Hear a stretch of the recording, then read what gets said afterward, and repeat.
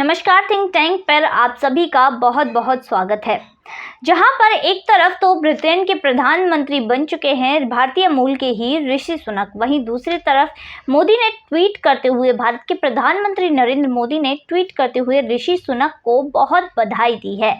जिसके बाद ऋषि सुनक ने भी मोदी जी का आदर के साथ सम्मान करते हुए ट्वीट करके ही उनका आभार प्रकट किया है, धन्यवाद प्रकट किया है। वहीं दूसरी तरफ मोदी जी ने एक ट्वीट के द्वारा ये भी बताया कि उनके और ऋषि सुनक के बीच में व्यापक साझेदारी को मजबूत करने की भी बात हुई है। वहीं दूसरी तरफ इन दोनों की बातचीत के बाद अब सियासी गर्माहट देश में देखने को मिल रही है।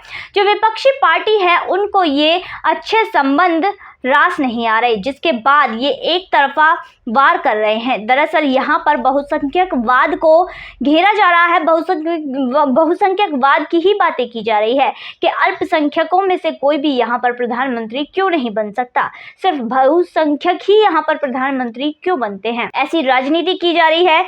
जिसके बाद आपको बता दूं, ब्रिटेन के जो विदेश सचिव हैं जिनका नाम है जेम्स क्लेवरली, वो भारत के विदेश मंत्री एस जयशंकर से बात करने के लिए भारत के दौरे पर आने वाले हैं। वहीं दूसरी तरफ जिस एफटीए की जिक्र प्रधानमंत्री नरेंद्र मोदी ने किया था, भारत ब्रिटेन के बीच दो तरफा जो व्यापार 4 लाख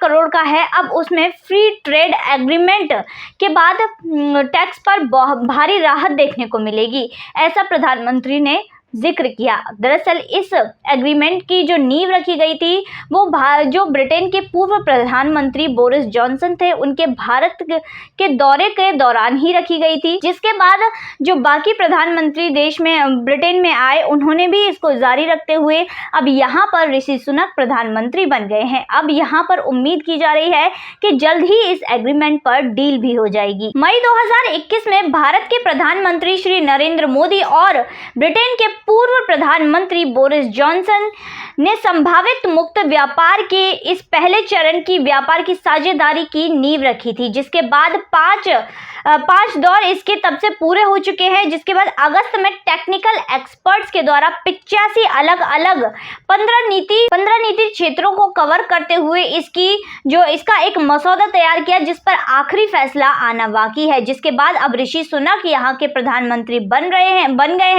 तो यहाँ पर उम्मीद की जा रही है कि जल्द से जल्द इस पर डील हो जाएगी और इस पर फैसला आ जाएगा, डील फाइनल हो जाएगी। वहीं दूसरी तरफ सियासी जंग भारत में अब छिड़ चुकी है, जिसमें महबूबा मुफ्ती से लेकर शशि थरूर, इसके अलावा बहुत से ऐसे नेता हैं जो विपक्षी दल के हैं, जो अपनी अपनी सफाई पेश कर रहे हैं और बीजेपी पर लगातार हमला कर रहे हैं। जिसमें महबूबा मुफ्ती कह रही हैं, जहां ब्रिटेन में अल्पसंख्यक को प्रधानमंत्री बनाया गया है, वहां पर भारत अभी सीएए और एनआरसी पर ही अटका हुआ है, इस तरह की बात की गई। जिसके बाद शशि थरूर भी इस जंग में कूद गए, जिसके बाद उनके भी बयान सामने आए। पर बीजेपी भी अपने हमलावरों पर हमेशा से ही जवाब तैयार रखती है।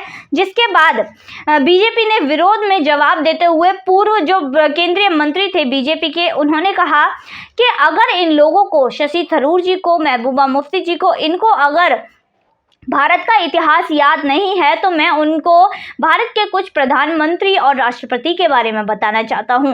भारत के प्रधानमंत्री रहे हैं मनमोहन सिंह जी, जिनका कार्यकाल 10 साल का था।